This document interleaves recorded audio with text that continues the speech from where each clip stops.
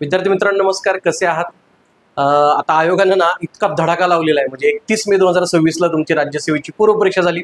दुसऱ्या दिवशी संध्याकाळी 10 वाजता त्यांनी आन्सर की टाकली पहिल्यांदा, आणि लगेच 17 तारखेला म्हणजे मी आज व्हिडिओ रेकॉर्ड करतोय, काल त्यांनी फायनल आन्सर की टाकलेली आहे.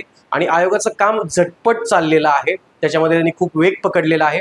आणि मला असं वाटतं की महिनाभरात त्यांना UPSC प्रमाणे निकाल लावायचा आहे, त्यामुळे तेवढी घाई करतायत. कालपासून बऱ्याच विद्यार्थी मित्रांचे साधारणतः मेसेजेस आले की सर आता पुढे काय करायचं सांगा, कट ऑफ बद्दल सांगा. आणि आयोगानं एक दणका दिलेला आहे की इथं जवळपास तुमचे आयोगानं 6 प्रश्न कॅन्सल केलेले आहेत आणि तुमचे 4 प्रश्न चेंज केलेले आहेत. हे खूप मोठं ठरतं, बरोबर आहे ना? एकतर पेपर अवघड होता, आपण म्हणतो स्कोर्स यावेळेला 2025च्या तुलनेमध्ये फार कमी आलेले आहेत. 25च्या तुलनेमध्ये जागा या तुमच्या साधारणतः आता वाढलेल्या आहेत. कालच त्यांनी परत जागांचं फायनल नोटिफिकेशन टाकले. या सगळ्याबाबत आपण चर्चा करूयात. तुमच्या मनात बरेच प्रश्न आहेत, बऱ्याच शंका आहेत, आणि त्यात टेलिग्राम बंद आहे. त्यामुळे युट्यूब हेच सगळ्यात महत्त्वाचं माध्यम आहे. आता आपला व्हॉट्सअप चॅनल आहे प्रेमराज सावंत, त्यालाही तुम्ही सगळे कनेक्ट आहातच. पहिला हे तुमच्यासमोर बॅनर दिसतंय, त्याच्यामध्ये दिसतंय 6 प्रश्न आयोगानं कॅन्सल केलेले आहेत, 4 प्रश्नांमध्ये चेंज केलेला आहे. सरळ सरळ पकडलं ना, 6 प्रश्नांचे 25 150 म्हणजे 15 मार्क, आणि इथं 25 100 25 मार्काची उलटफेर झाली. याच्यामध्ये काहींना फायदा झालेला आहे, काहींना तोटा झालाय. त्या सगळ्या गोष्टी आपल्या इथं व्यवस्थित बघाव्या लागतील आणि मग करूयात. पहिला आपण काय बघूयात, कुठले प्रश्न चेंज आणि कॅन्सल झालेत, त्याच्यामध्ये किती जणांचा बरोबर होता, किती जणांचा चुकलेला होता, म्हणजे फायदा आणि तोटा या बाबतीत बघूयात. आणि फायनली किती इम्पॅक्ट पडलेला आहे पहिल्या आन्सर की मध्ये आणि दुसऱ्या आन्सर की मध्ये, आणि संभावित कट ऑफ काय असू शकतो याबद्दल आपण सविस्तर चर्चा करूयात. व्हिडिओ शेवटपर्यंत बघा, लाईक करा, शेअर करा आणि सबस्क्राईब करा ध्यास प्रबोधिनीचं आपलं युट्यूब चॅनल. ओके, चलो बघूयात. साधारणतः 6 प्रश्न जे चेंज झालेले, कॅन्सल झालेले आहेत, तर ते आपण बघूयात. हॅशवाला पहिला इतिहासाचा प्रश्न आहे तुमचा. नाटकांच्या बाबतीमध्ये संगीत सवद्र वगैरे या सगळ्या गोष्टी विचारल्या जातात. आता हा प्रश्न किती जणांचा बरोबर आला होता एवढे एक्झॅक्ट बऱ्याच पोरांना माहित नव्हतं. तरी पण आपण धरूया साधारणतः की 50-50 मध्ये हा प्रश्न जाऊयात. म्हणजे काही जणांना याचा फायदा झाला, काही जणांना तोटा झालेला असेल. आता दुसरी एक गोष्ट सांगतो की आन्सर की आल्यानंतर पहिल्या आन्सर की मध्ये दुसऱ्या आन्सर की मध्ये काय करायचं, काही करू नका. सरळ कन्फ्युजन करण्यापेक्षा फायनल आन्सर की नुसार तुमची जी काय म्हणतात कार्बन कॉपी आहे ती परत चेक करा, स्टार्ट टू एंड. त्यातले जे हॅशचे प्रश्न झालेले आहेत, परत सांगतो, जे हॅश प्रश्न झालेले आहेत त्याच्यामध्ये काउंट करताना कन्सिडर करायचं नाही. म्हणजे आता तुमचे टोटल प्रश्न किती आहेत, तुमचे टोटल प्रश्न आहेत 100. त्या 100 प्रश्नापैकी 6 झाले, म्हणजे तुमचा पेपर 94 मार्काचा झालेला आहे. आता या 94 पैकी समजा तुमचे 60 बरोबर असतील तर 60 गुणिले 2 बरोबर 120 तुमचे बरोबरचे बरं झाले. पण चुकले किती, चुकले तुमचे साधारणतः 34. म्हणजे 34ला आपण केलं अर्धा मार्काला तर तुमचे जवळपास 17 प्रश्न मायनस होतात आणि मग तुमचा स्कोर राहतो 103. असं तुम्हाला कॅल्क्युलेट करायचं आहे. क्लिअर आहे का? हॅशचे प्रश्न धरायचे नाही. 94 झाले, 94 पैकी 60 बरोबर, एक प्रश्न 2 मार्कला त्यामुळे 20 धरा, आणि वरफोर्थ मार्क त्यामुळे एक चुकला तर एका प्रश्नाला 0.50 मायनस करायचे. असे 34 प्रश्नांचे 17 मार्क मायनस झाले, असे 1 ते 3. परत एकदा सांगतोच, सध्या लक्षात ठेवा. हा पहिला प्रश्न, याच्यामुळे इम्पॅक्ट किती झाला, 50-50चा झाला असेल, याही पेक्षा कमी असेल. हा काय बऱ्याच जणांचा बरोबर आलता असंही साधारणतः त्याच्यामध्ये नव्हतं. त्यामुळे हा प्रश्न मेरिटवरती फार परिणाम टाकेल का, तर असं मला याच्यामध्ये वाटत नाही. त्यानंतर पुढचा एक प्रश्न आहे तुमचा हा, जो आपल्या जॉग्राफीमध्ये, जॉग्राफी विषयी काय केलं त्यांनी मला माहित नाहीये. तसा रिजन निघत होता, पण आता हॅश केलाय त्यांनी, तर आयोगाला मानावं लागेल. पण बऱ्याच जणांनी बर्मिंगहॅम मध्ये नेवाडा लिहिलंच नव्हतं, कारण ते येतच नव्हतं. मी तुमचा विश्लेषणाचा व्हिडिओ घेतलाय, त्यात पण सांगितलं होतं. एक तर तुम्ही 3 आणि 4 पैकीच दिलं पाहिजे होतं. मॅग्नेटो गार्स हे तुमचं रशियामध्ये आहे, त्यामुळे ते पण येत नाही. राहिलं तुमचं मेसा बी होतं, हॅश करायची गरज नव्हती, पण आता आयोगाने केलंय तर म्हणावं लागेल. आणि इथं मात्र तुमचा इम्पॅक्ट, आता ज्याचा अभ्यास आहे त्याला मात्र निगेटिव्ह मध्ये तोटा झालेला आहे, बरोबर आहे. आणि चुकण्याची शक्यता पण जास्त होती. मी तर म्हणतो इथं 60% प्रश्न पोरांचा चुकलेलाच होता. त्यामुळे 60% जणांना इथं साधारणतः 0.50चा फायदा झालेला आहे, कारण त्यांचा चुकलेला होता आणि तो हॅश झाल्यामुळे बरोबर आला. पण ज्यांचा बरोबर होता त्यांना मात्र इथं थेट 2.5 मार्काचा, हॅश झाल्यामुळे 2 मार्काचा तोटा झालाय, असं आपण इथं साधारणतः म्हणू शकतो. त्यानंतर पुढचा प्रश्न आहे तुमचा हा वाला. आता एकच लक्षात घ्या की माझं स्वतःचं वैयक्तिक मत होतं की 3 जोड्या जुळत होत्या, त्यामुळे हा प्रश्न आयोगाने हॅश नाही केला पाहिजे. याच्या आधी 2020ला त्यांनी राष्ट्रीय उद्यानांवरती प्रश्न विचारला होता, दूधवा, तुमचं उत्तराखंड उत्तर दिलेलं होतं, बरोबर आहे ना, तर तिथं त्यांनी हॅश केला होता, चुकला असून सुद्धा. त्यामुळे हा प्रश्न हॅश करतील का नाही, मला वैयक्तिक वाटत होतं की हॅश करणार नाहीत, पण तरी सुद्धा त्यांनी इथं 1962च्या ऐवजी 1862 पाहिजे होतं, आणि म्हणून त्यांनी तो प्रश्न हॅश केलेला आहे, बाकीचं 3 बरोबर असताना. आणि इथं सरसकट सगळ्यांना 2 मार्कांचा तोटा झालेला आहे. निगेटिव्ह तर काय जाणार नाही हॅश केल्यामुळं, पण 2 मार्काचा, मी म्हणतो 90% पोरांना याचा तोटा झालेला आहे. त्यामुळे हा प्रश्न मेरिट डिसाइडर असणार आहे. हा आपला पहिला प्रश्न जो की मेरिट डिसाइडर मध्ये 2 मार्क लेस करणारे प्रत्येक जणांचे. तर हे एक इथं आपण साधारणतः बघू शकतो. त्यानंतर हा एक तुमचा होता इकॉनॉमिक्स मध्ये कोल आणि होरचा. आता मला सांगा कोल आणि होर मध्ये बऱ्यापैकी जणांनी याचं उत्तर दोन्ही बरोबर लिहिलं होतं. पुन्हा बऱ्याच जणांचं होतं की इथं उच्च प्रजनन क्षमता होतं आणि इथं तुमचं साधारणतः हायर फर्टिलिटी दिलं. तर याच्यामध्ये गडबड झाली होती तुमची आणि त्याच्यामुळं आता ही तर 50-50 आहे. 50-50 पण तरी सुद्धा ट्रेंड होता दोन्ही बरोबर लिहायचा. याला हॅश केलेलं आहे याच्यामुळं. आणि ज्याचं ए आणि बी असेल त्यांना मात्र इथं 2 मार्काचा तोटा झालेला आहे आणि ज्यांचा चुकला असेल त्यांना मात्र इथं 0.50चा फायदा झालेला आहे. हे असं आहे. पण हा पुन्हा 50-50 ला जाईल. मी असं म्हणत नाही की याच्यामुळं सगळ्यांनाच फायदा होईल. क्लिअर आहे सगळ्यांना. तर ही एक गोष्ट इथं झालेली आहे. पुढचा प्रश्न आहे तुमचा हा सायन्सवाला. ह्या सुद्धा हॅश केला त्यांनी. विद्युत क्षेत्राच्या समतुल्य पृष्ठभागावरील कोणत्याही बिंदूवर त्याला विद्युत प्रभावित करण्यासाठी दिशा कोणती असावी लागते. हा मात्र बऱ्याच जणांचा चुकलेला होता आणि त्यामुळे बऱ्याच जणांना इथं 0.50चा फायदा झाला.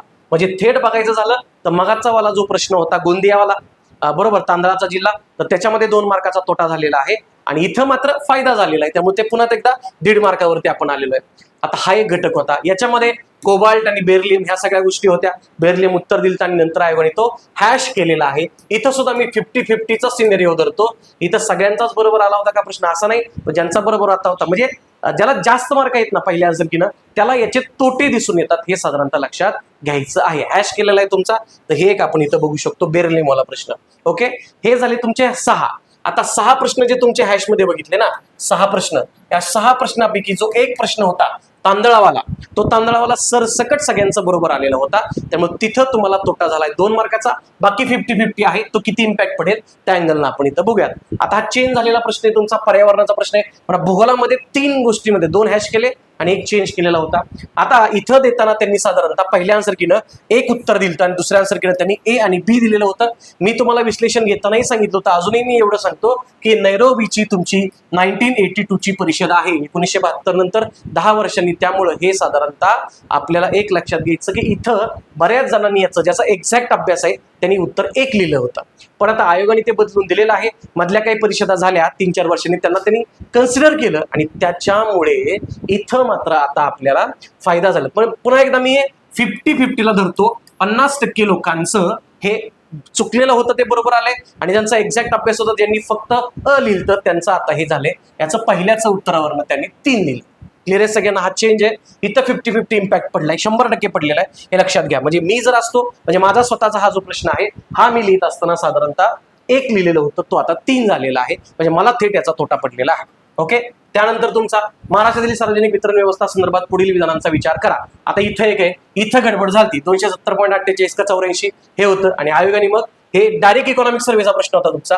इथं सरसकट सगळ्यांनी अ ब क लिहिलेलं होतं. सरसकट लिहिलं कुणीच विचार केला नव्हता.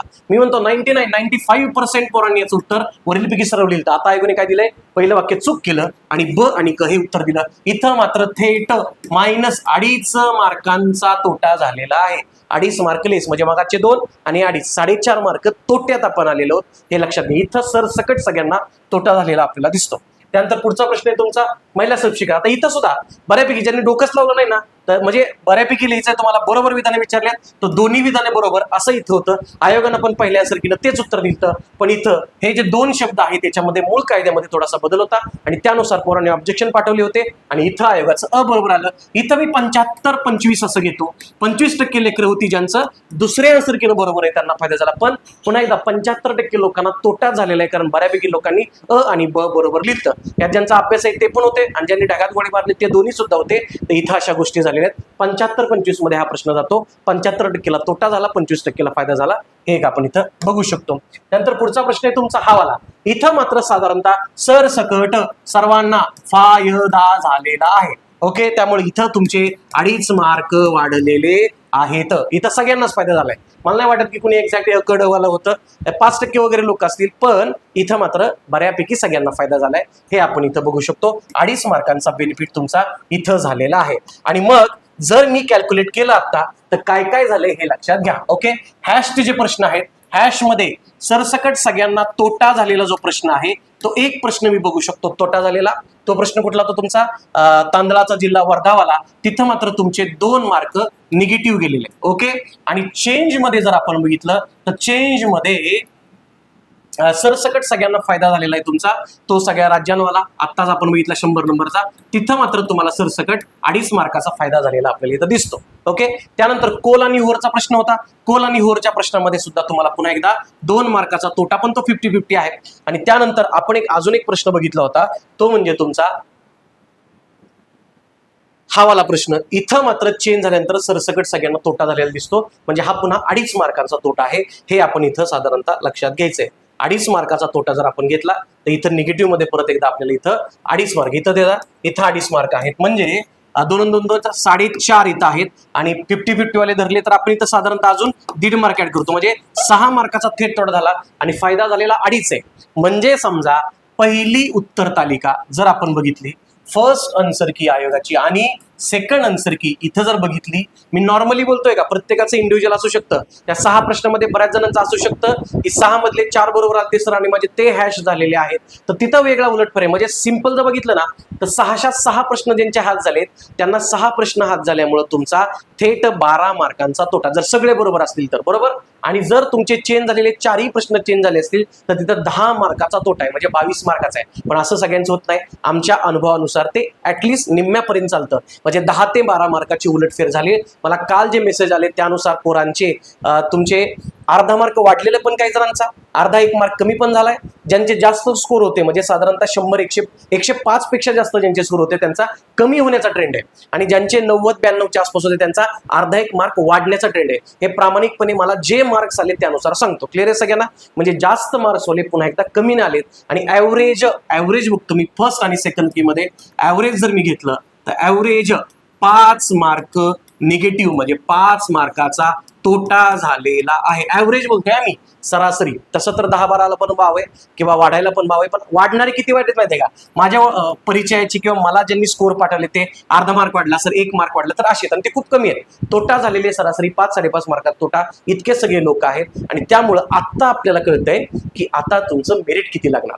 मेरिटच्या आधी एक लक्षात घ्या की इथं आपल्याला कालच आयोगानं ऍड दिलेली आहे फायनल वाली. टेलिग्राम बंद असल्यामुळे बऱ्याच जणांपर्यंत ती पोहोचली नसेल. 17 जूनला उशिरा त्यांनी 7 वाजता मेसेज टाकला. आणि आता जी आपली राज्यसेवेची आधीची ऍड होती, राज्यसेवेची आधीची ऍड 87 जागाची होती, ती वाढून आता 238 जागांची झालेली आहे. आणि मला नाही वाटत की याच्यामध्ये अजून काय फरक पडेल.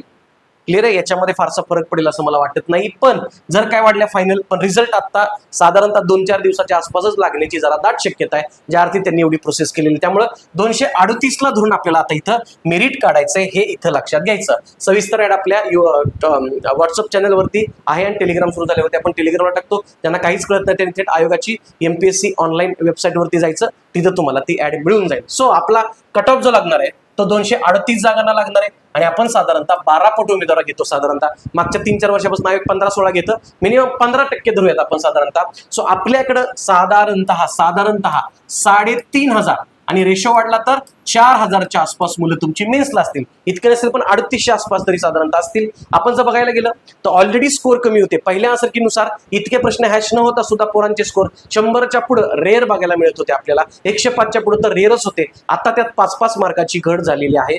त्यामुळं हायेस्ट स्कोर आपण बघितले तर आता 100+ जो स्कोर आहे तो सध्याच्या घडीला एक्सलंट स्कोर राहतो, म्हणजे तो निर्वाधपणे पास होणार आहे असं मला वैयक्तिक वाटतं. 105 वाला असेल तर त्यांनी हा व्हिडिओ नाही बघितला, सुरुवातीला स्किप केला तरी चालेल, तू तुझा अभ्यास करत बस, त्यांनी इकडे यायचं नाही. आता गडबड जी झाली मुळात ती झाली आहे 85 ते 95. मी 100 पण घेत नाही, 85 ते 95 यांच्यामधली लोक आहेत. ते काहींचा अर्धा 1 स्कोर वाढलेला आहे, म्हणजे ज्यांचा माझ्या परिचयातले मला ज्यांनी स्कोर पाठवला असे 20 ते 25 स्कोर आहेत, ज्यांचा स्कोर 90-92ला स्टक होता आणि त्यांचा अर्ध्या 1 मार्काने स्कोर वाढलाय. त्यामुळे त्यांना निगेटिव्ह इम्पॅक्ट नाही झाला. ते 92 असतील तर 92च राहिले, 93 असतील तर 93 राहिले, 90 असतील तर 91 झाले. असं झालंय त्यांचं साधारणतः, हे लक्षात घ्यायचंय. आणि मग 85 ते 95 मधली लोक त्यांना आहे.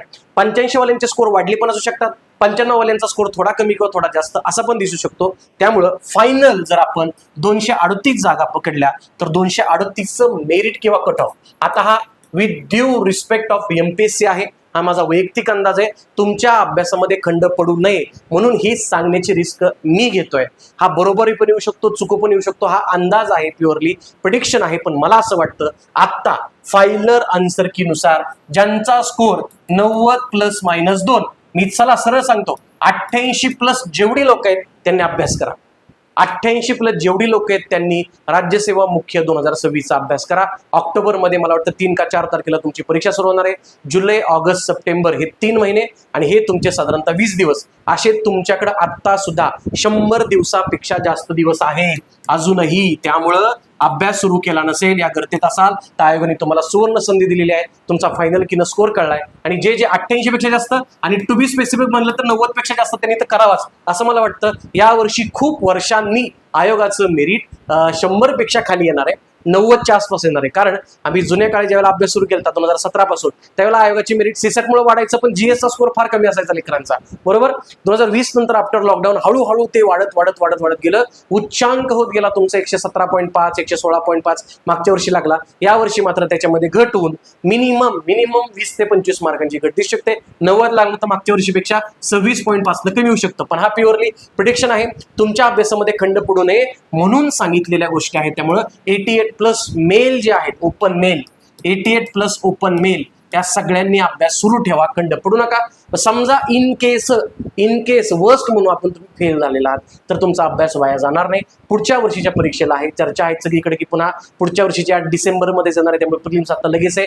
मेन्सला कालावधी मुळात कमी असतो, त्यामुळं आत्ता केलेला अभ्यास तुमचा वाया जाणार नाही हे लक्षात घ्या. त्यामुळे या लोकांनी पुढचा अभ्यास करायचाच आहे, अभ्यासामध्ये खंड पडू देऊ नका. ओके. आणि एक लक्षात ठेवा लेकरांनो, इथं अभ्यासाला पर्याय नाही, हे लक्षात घ्यायचं. ओके, अभ्यासाला पर्याय नाही. दुसरी गोष्ट, 2025ला जागा कमी होत्या ती गोष्ट ठीक होती.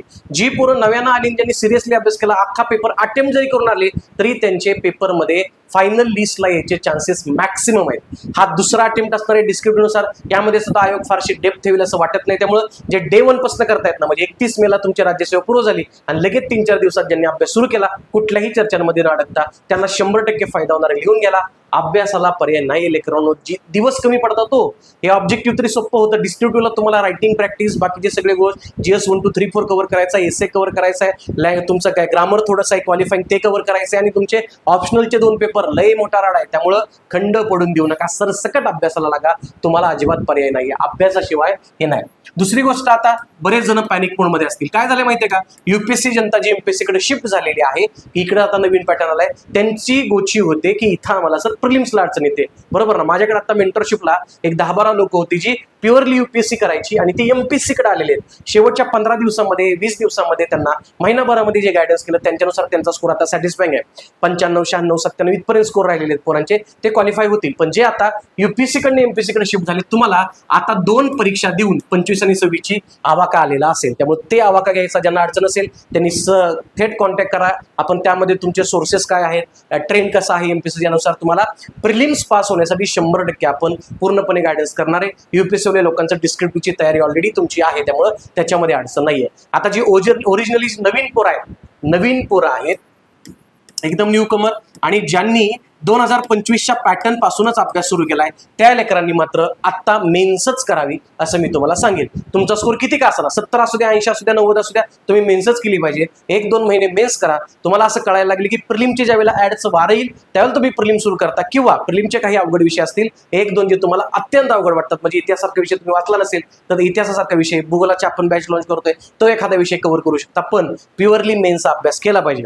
नवीन लेकरांची ज्यांच्याशी मी बोलतो त्यांची अजून एक गडबड आहे. तुमचे जे GS चे 1 2 3 4चा हा एक वेगळा सेगमेंट आहे, तुमचा ऑप्शनल हा एक प्युअरली वेगळा सेगमेंट आहे, बरोबर. क्वालिफाईंग पेपर्स एवढं नाही सेवाला, तर इथं गडबड होते पोरांना. आता सध्या हे करू की हे करू कळत नाही. तुमच्या कन्सायन्सचा विचार करा. ऑप्शनल तुम्ही चूज केलाय कारण तुम्ही पेपरमध्ये टाकलाय की मला ऑप्शनल कुठला घ्यायचा आहे. ऍटलीस्ट 90% पोरांनी त्याची तयारी सुरू केली असू शकते, त्यामुळे ही कंटिन्यू ठेवली पाहिजे. आणि विदिनच्या काळामध्ये तुम्ही GS 1 2 3 4 वरती पूर्ण सिलेबस कव्हरेज, त्याच्यावरच्या तुमच्या नोट्स आणि सगळे UPSCचे आणि मागच्या वर्षीचे MPSCचे PYQची रायटिंग प्रॅक्टिस, या सगळ्या गोष्टी केल्या तर नक्की तुम्हाला पुढचा फायदा होणार आहे. अजिबात थांबायचं नाही, अभ्यास थांबवायचा नाही. थांबवायचा नाही. अभ्यास थांबवला की तुम्ही स्पर्धेतनं बाहेर आहात. इतकं कॉम्पिटिशन वाढलेले लेकरांनो आता, म्हणजे अभ्यासाला पर्याय नाही, कष्टाला पर्याय नाहीये. बरोबर आहे. सो काही याबाबत अडचण वाटली तर बिंदासपणे कॉन्टॅक्ट करा. आपला कॉन्टॅक्ट नंबर तुम्हाला इथं मी देऊन टाकतो. 9834356505. फक्त व्हॉट्सअपला मेसेज करा. कॉल शक्यतो करू नका, कारण लेक्चरमध्ये वगैरे असू शकतात. तुम्हाला इतर म्हणजे राज्यसेवेच्या पूर्वसाठी टोटली सगळ्या विषयांच्या बाबतीमध्ये स्पेशली जॉग्राफी आणि करंट अफेअर्सचं आपलं गायडन्स अवेलेबल आहे. आपल्या ध्यास प्रबोधिनी ॲपवरती, ध्यास प्रबोधिनी युट्यूबवरती सगळीकडे या गोष्टी अवेलेबल आहेत. त्यामुळे ते तुम्हाला मिळणारच आहे. मेंटरशिपच्या बाबतीत सुद्धा काय अडचण असेल, मी आत्ताच सांगितलं, नवीन लेकर सुद्धा आणि UPSC टू MPSC शिफ्ट त्यांना सुद्धा आपण देतो. कारण आता मी काय माझं कौतुक सांगत नाही, पण मागचे सलग 4-5 मेन्स आहेत आणि ते खूप साऱ्या लीडनं मी स्वतः क्वालिफाय होत आहे. फक्त बाय चॉईस आहे की मला पेपर द्यायचे नाहीत किंवा मला पोस्ट घ्यायची नाही. बाय चॉईस मी टीचिंगमध्ये असल्यामुळं मी मेन्सला अपिअर होत नाहीये. त्यामुळं या सगळ्या गोष्टींचा आम्हाला अनुभव आहे आणि हा अनुभव आहे तसा तुमच्यापर्यंत पोहोचवण्याचे आमचे सगळे प्रयत्न चालू आहेत. त्यामुळे तुम्हाला याबाबत कसलीही अडचण आली तर आम्ही सगळे सोबत आहोत. फक्त एक लक्षात ठेवायचं, तिथे लिहून ठेवा तुमच्या डेस्कला, अभ्यासाला आणि कष्टाशिवाय पर्याय नाहीये. आणि आता नवीन पॅटर्न आहे तर पहिल्या 2-3 वर्षातच आपल्याला पटकन पास होऊन जायचं आहे, हे लक्षात ठेवा. राज्यसेवेच्या बाबतीमध्ये काही अडचण असेल तर बिंदासपणे कॉन्टॅक्ट करा, विचारा. आम्ही सगळे तुमच्या सोबत आहोत. फॉलो करा ध्यास प्रबोधिनीच्या युट्यूब चॅनलला, लाईक करा, शेअर करा आणि सबस्क्राईब करा. या व्हिडिओला आवडला असल्यास नक्कीच. आणि भेटत राहू, सोबत राहू. Thank you very much. All the very best.